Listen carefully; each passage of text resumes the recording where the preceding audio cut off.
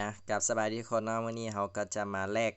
129เนาะอันนี้เขาก็จะตีคิงเรียบร้อยเสร็จสมบูรณ์เรียบร้อยแล้วนะก็ไปเลยไปแรกนะเมื่อวานนี้เขาได้28อันแต่ว่าเขาตีมันนี้ก็จะเป็นอันที่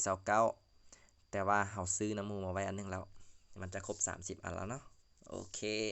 ก็คลิกเข้าไปที่ออกซิตี้เนาะมาในเมืองออกถามบักนี่เลยโชว์เอาย่างกาย ละเมอหลอนแล้วโอเคซื้อมาเมื่อวานนี้อันนึงเนาะคลิกเข้าไปก็ให้ฝากเลยสตอร์โอเค30อันละต่อไปเราก็แลกแล้วเนาะตัวนี้นะฟล็อก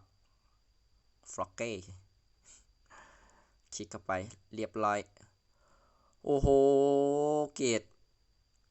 มันจะเมี่ยงกว่านี้มีอีกบ่เกรด24นี่โอ้ต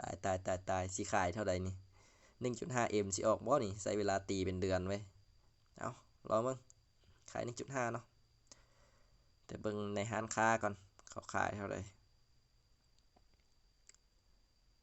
119แล้วเนาะโอ้บ่มีเนาะบ่มีคนขายเขาตั้งเวลาได้ตามใจเลยตั้งราคาบ่แพงเนาะขาย 1.5M พอขอแต่มันออกเนาะเซลไป 1.5 เนาะ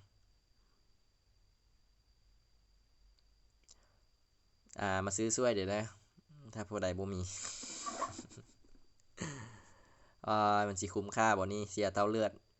มือหนึ่งบ่แม่นน้อยๆเนาะมาขาย 1.5 นี่สุดแต่บ่คุ้มค่าเลยแหละโอเคบ่เป็นหยังถ้าตีหลายคนก็บ่ได้เสียเต้าเลือดหรอกแต่ตีคนเดียวเนาะไม่น่าสิบ่มาตีแล้วตีบ่คุ้มค่าเนาะแบบนี้ต่อไปเฮาก็จะไปอันคิงกันนั้นต่อเลยเนาะมูตาบอคนเดียวลองเบิ่งเนาะโซโลจะไหวบ่คันบ่ไหวจะได้ซื้ออีเวนต์เพิ่มแล้วนี่อีเวนต์บ่พอแล้วนี่เบิ่งนี่โอเคเฮาก็จะมาที่เป็นโจรานะแล้วเฮาก็จะไปที่ EP Ortiz นะจะเป็นเมืองอันตอนนี้นะ EP Ortiz 475โอเคแล้วก็จะไปมิติ600นะ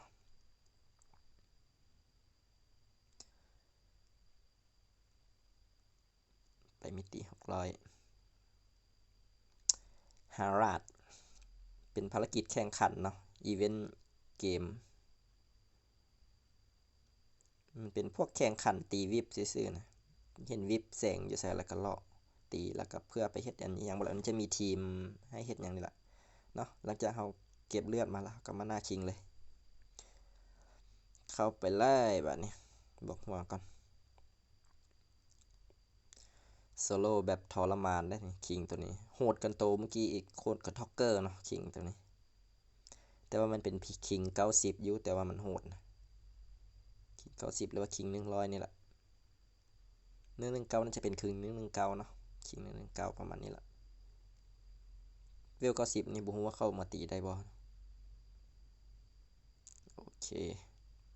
มุตาบอนะฆ่าตัวแม่นี่ก่อนให้มันแตกออกมาจาก3ตัวเนาะ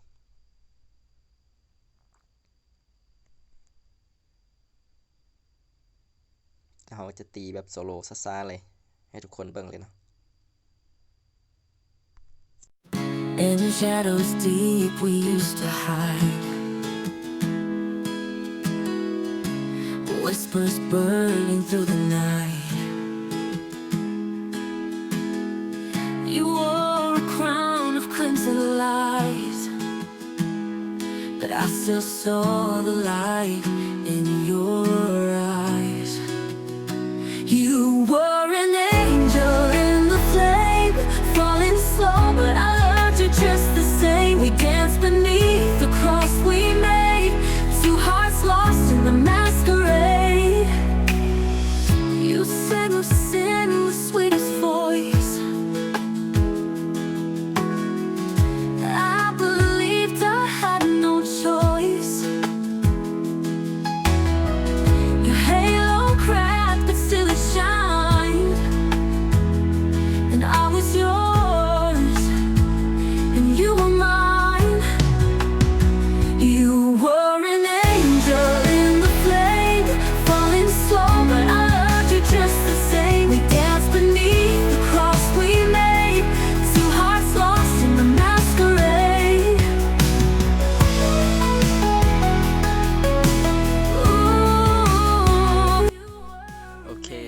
เลือดมันก็จะตายละตัวโหดปังบาดสุดท้ายเอ้ยบ่ตาย ตีบ่เข้านะโอเคโอ้โคตรเปลืองเตาเลยสิไหวบ่มื้อนี้โอเคแล้วมันก็จะเกิดมาเนาะต้องสังเกตมันเนาะว่าตัวใดมันจะตีเฮาแฮงตัวใดมันจะตีเฮาค่อยเนาะตัวนี้ตัวจริงนี่นะมันตีออกมา200นะ106ปลายตัวโหดตัวนี้บ่ตีมันเนาะตีตัวกากก่อนต้องพยายามหลบมันก่อนมันตี100ปลายนี่มันโหดตัวนี้มันตัวธรรมดามันจะตีออกแต่100เดียวดอกเจอตัวโหดอยู่นี่เสียเตาแล้วนี่ให้ลุมก็บ่ไหวแล้วเนาะเพราะว่ามันตีแบบเป็นสกิลตีซ้อนหั่นนะเฮาเบิ่งออกอยู่261คูณ3เทื่อมันตีหอบนึงมันก็เลยแฮงเลือดหายบาทละพันเนาะเฮาฮักเบิ่งบ่ออกเบิ่งแต่เป็น200ปลายเนาะตีตกกากก็นำมันตีออกแต่100เดียวนี่บาทละ100เนาะอันนี้จะเป็นตัวกากถ้าตัวโหดมันจะเป็น100ปลายนิดนึงเนาะ181หรือว่า261ตีไปเรื่อยๆเลยตัวนี้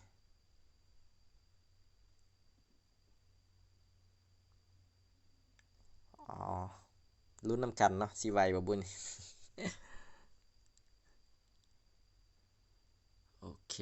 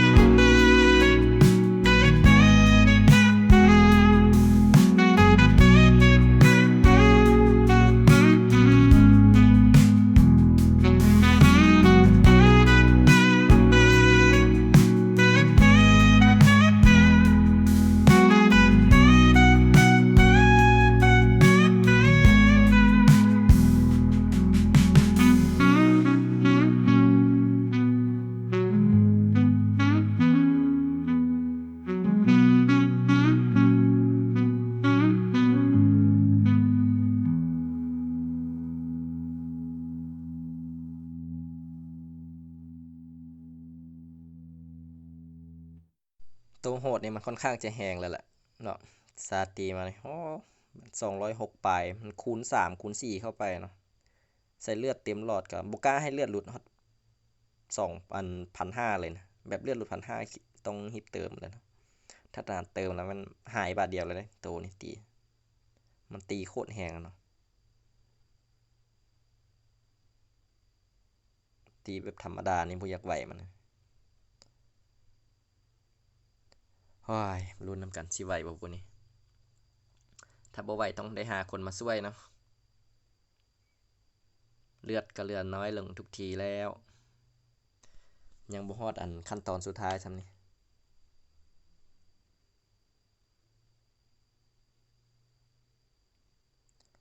ปังมันก็เลือดมันก็ตั้งหลายเลยตัวโหดนี่โอ้ยปานใดมันจะตายวะ400ปลายนะมันสเปลเนาะแต่ว่ามันตัว261นี่มันคูณ3พุ่นได้นะนี่นะมันก็ตายเนาะตัวนี้เกิดมาละโอเคมายืนข้างเสาดำก่อนบัดนี้บ่ฆ่ามันเนาะฆ่ามันแท่งสิเกิดมาเนาะนี่มันกำลังซอดเอาโอเคฮอดขั้นตอนนี้แล้วบางทีอาจจะวินก็ได้เนาะลุ้นเสาแตกชมับตีเลือดมันน้อยๆไปเนาะเขาจังจะแล่นง่าย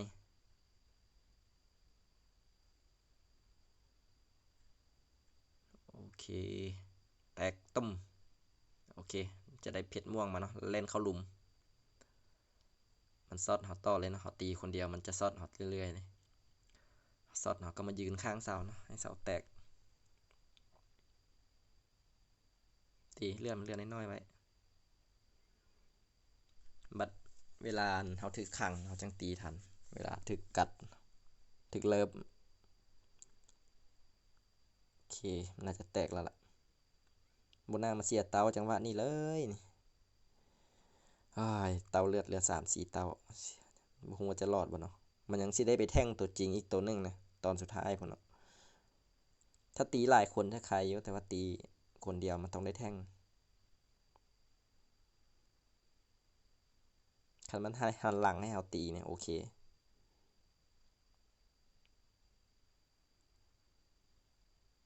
โอเคมันกัดปานนี้ต้องได้ฆ่าเนาะจังหวะนี้เขาถึกขังแน่นอน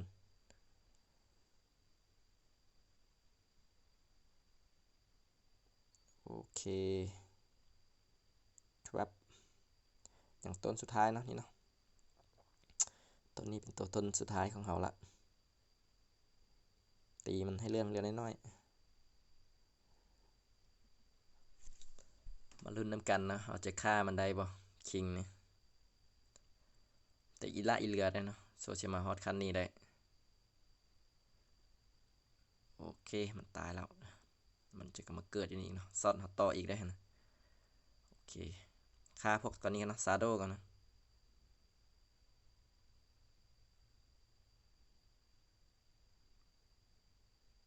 โอ้เต้าเลื่อนของโบน่าจะพอเลยนี่มันแท่งตัวนี้มันโหดเลยตัวมุตาบอลเนี่ยถ้าตีหลายคนมันจะยืนหันหลังให้เขาตีแบบมันบ่ตอบโต้เขาแต่ว่าตีตัวเดียวมันจะตอบโต้เขาเนาะโอเคไล่ต้อนมันก่อนตอนนี้ตอนมันให้จมหมดจนมุมกันนะโอ้ยบนหน้าไปใส่เต้าเลยจังหวะนี้เสียดายไปยืนลืมแล่นเอาเต้าเลือดก่อน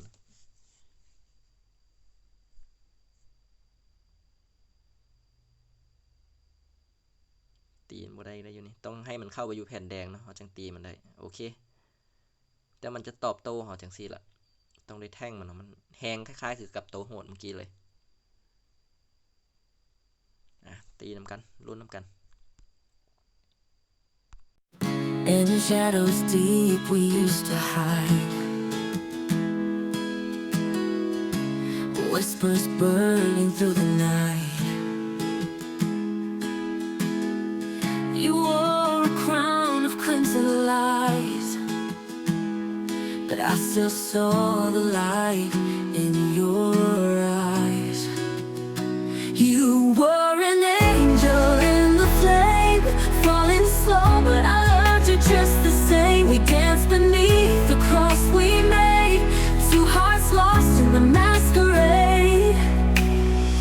You sang of sin in the sweetest voice.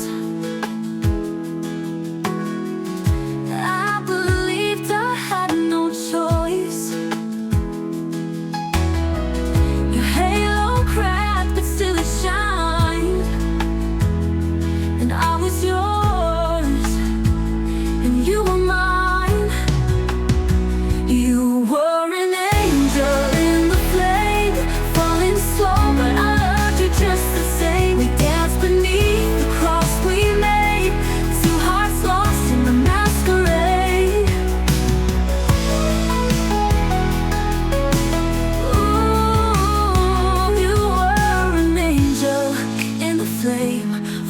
falling slow, but I loved you just the same. We danced beneath the cross we made, two hearts lost in the masquerade.